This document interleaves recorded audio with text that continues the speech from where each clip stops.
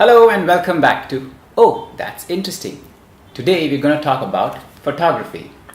We're going to talk about the basics of photography, something called as the exposure triangle, which I personally feel is the fundamental base of photography. Now you would have noticed that the first two times I said photography and the second time I said photography, which brings us to the most important rule of photography. It doesn't matter whether you call it photography or photography. The main idea is to click good pictures. It's basically the different dialects across the globe. And honestly, for me, I feel comfortable saying photography sometimes depending on the sentence and photography again depending on the sentence. Now, once we have that out of the way, let's get into the technicals. Photography is the art of capturing light and how well and creatively you can capture that light or not capture the light. So honestly, no matter you watch 1, 10, hundreds of videos about different ways of capturing light, it's never enough because you can never stop creativity. And now let's talk about the exposure triangle, which will help us understand the concept of capturing light. And once the concept is clear, let the creativity flow. So here's a triangle. The three corners of the triangle represent the three factors that help in capturing light. They are the aperture value, the ISO value, and the shutter speed. Before I get into details of these three factors, I would want to explain why these three factors are so important and how they help in capturing a digital photograph. Here's a basic diagram of a digital camera. The light first passes through the lens and then through the shutter and hits the digital sensor on the camera, and after that all the processing takes place and voila, you have a digital image. And now just to tell you briefly what controls what. The lens controls the aperture value, the shutter controls the shutter speed, and the image sensor controls the ISO value. Let's talk about the aperture of the lens. The aperture is the opening in the lens. How large or small the opening is totally determined by the f number or the f-stop of the lens. The larger the number, the smaller the opening, the lesser the light that goes in.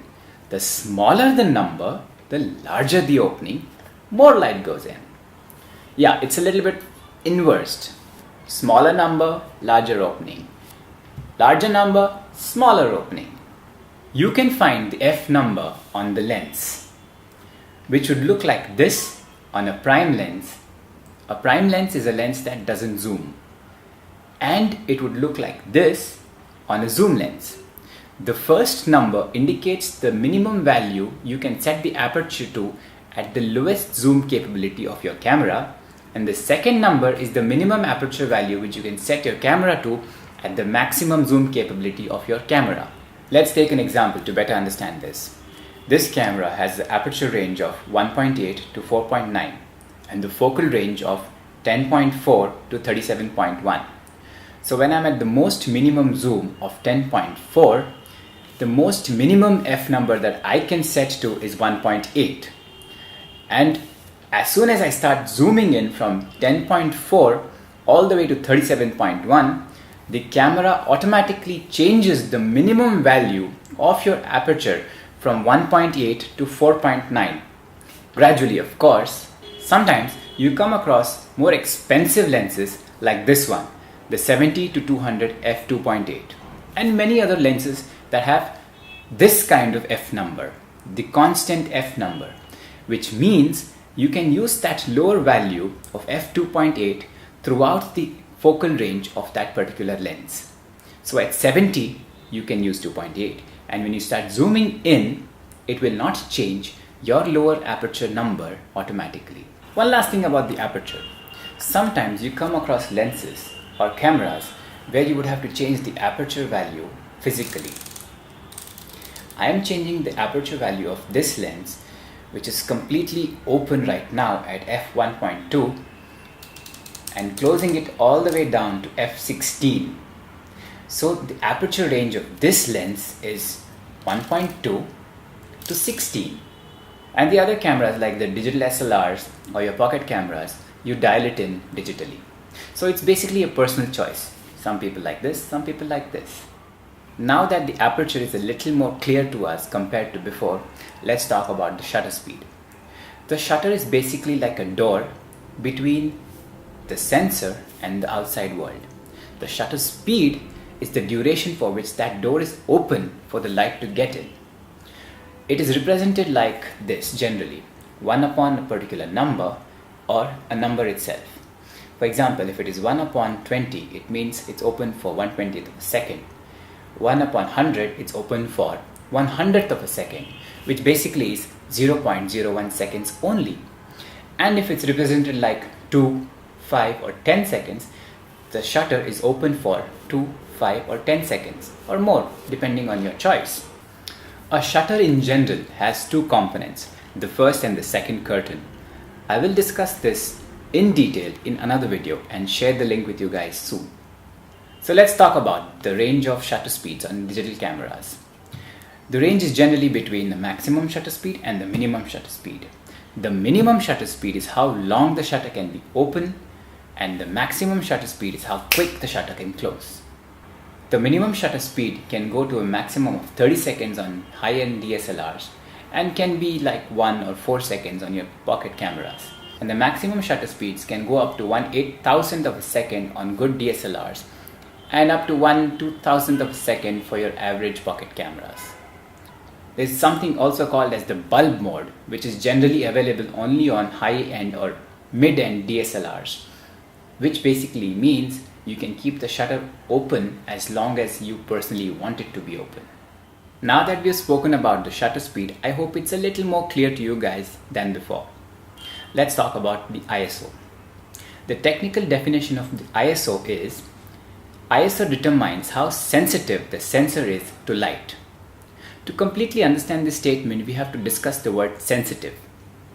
For example, we have 2 cups of water, a piece of sponge and a piece of brick.